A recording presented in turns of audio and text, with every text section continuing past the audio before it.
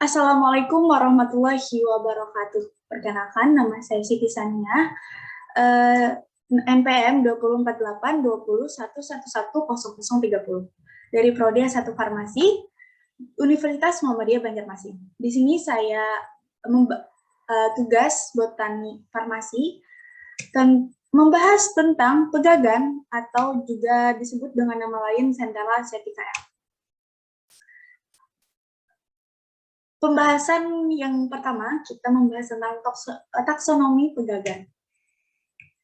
Jadi, taksonomi tumbuhan, nama tanamannya ada pegagan, nama latinnya Centella Siticaea, nama lokalnya disebut daun kaki kuda, daun aga, ambun dari Sumatera, rending dari Jawa, jelukap dari Kalimantan, dan calingan lambat dari Sunda.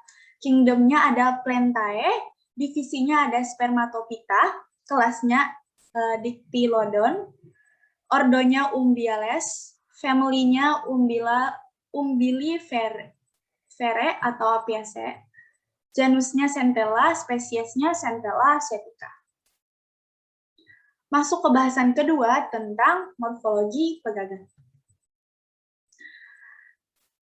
Habitat pegagan. Pegagan atau Centella Seticaea urban merupakan tanaman herba tahunan yang tumbuh di daerah tropis dan berbunga sepanjang tahun. Bentuk daunnya bulat seperti ginjal manusia, batangnya lunak dan beruas serta menjalar hingga mencapai 1 meter. Pada tiap ruas tumbuh akar dan daun dengan tangkai daun panjang sekitar 5-15 cm. Dan akar berwarna putih dengan rimpang pendek dan stolon yang merayap dengan panjang 10-80 cm. Menurut Van Stanis 2006. Tinggi tanaman berkisar antara 5,39 sampai 13,3 cm dengan jumlah daun berkisar antara 5 sampai 8,7 untuk tanaman induk dan 2 sampai 5 daun pada anaknya. Menurut Bermawi et al. 2008. Pegagan atau Centella Seticaea urban merupakan tanaman obat yang dapat dikonsumsi sebagai sayuran. Tanaman obat ini mudah untuk dibudidayakan dan diperbanyak secara vegetatif. Tanaman pegagan di habitat aslinya banyak tumbuh di ladang, perkebunan, tepi jalan, maupun di pekarangan. Tanaman yang berasal dari Asia tropik ini menyukai tanah yang agak lembab, cukup sinar, atau agak terlindung. Pegagan mempunyai kisaran agroekologi yang luas dari dataran rendah hingga dataran tinggi sampai dengan ketinggian 2.500 mPDL, menurut Rohmawati 2015. Deskripsi pegagan. Yang pertama ada daun. Jadi pegagan memiliki helaian daun yang bentuknya menyerupai ginjal atau kaki kuda, sehingga tidak heran ada yang menamakannya daun tapak kuda. Helaian daunnya merupakan daun tunggal yang memiliki tangkai panjang. Pinggir daun berjeriji dengan penampang sekitar 1-7 cm. Yang kedua ada akar. Akar muncul pada setiap bonggolan stolon. Bagian tersebut selanjutnya akan berkembang menjadi tanaman baru. Hal itu ditandai dengan terbentuknya rimpang dan munculnya daun pada bagian yang sama. Lanjut, ketiga ada batang. Pegagan biasa disebut sebagai herba, menahun tanpa batang. Namun tanaman ini memiliki rimpang pendek yang merupakan perwujudan batang sekaligus sebagai sarana penyimpanan makanan yang berada di dalam tanah. Selain itu, pegagan juga memiliki stolon-stolon yang merayap dengan panjang sekitar 10-80 cm. Yang keempat ada bunga. Morfologi bunga pegagan merupakan salah satu ciri khas dari ordo Apiales. Bunganya tersusun dalam sebuah karangan yang bentuknya seperti payung. Bunganya muncul dari ketiak daun.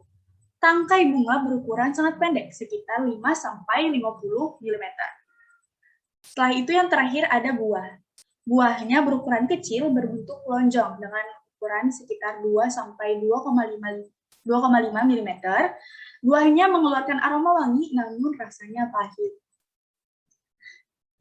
Selanjutnya, bahasan yang ketiga tentang informasi empiris dari masyarakat. Informasi empiris pegagan yang pertama, mempercepat penyembuhan luka. Dan pegagan dipercaya bisa mengobati luka ringan. Daun pegagan memiliki kandungan tripterpenoid yang berperan mempercepat penyembuhan luka, meningkatkan kadar antioksidan dan suplai darah ke area luka. Yang kedua ada memperlancar aliran darah. Pada pengidap insufisiensi vena dan varises, daun pegagan bisa dimanfaatkan untuk memperlancar aliran darah dan meredakan gejala-gejalanya seperti kaki terasa berat, nyeri, dan membengkak. Studi yang dirilis oleh jurnal Angiologi mengungkapkan pegagan juga efektif untuk mengobati kondisi hipertensi vena. Yang ketiga ada mencegah penuaan dini. Mengkonsumsi daun pegagan bisa meningkatkan kembali produksi kolagen. Sebuah studi yang dirilis oleh Journal of Ayurveda and Integrative Medicine mengungkapkan daun pegagan efektif untuk membantu produksi kolagen pada tubuh.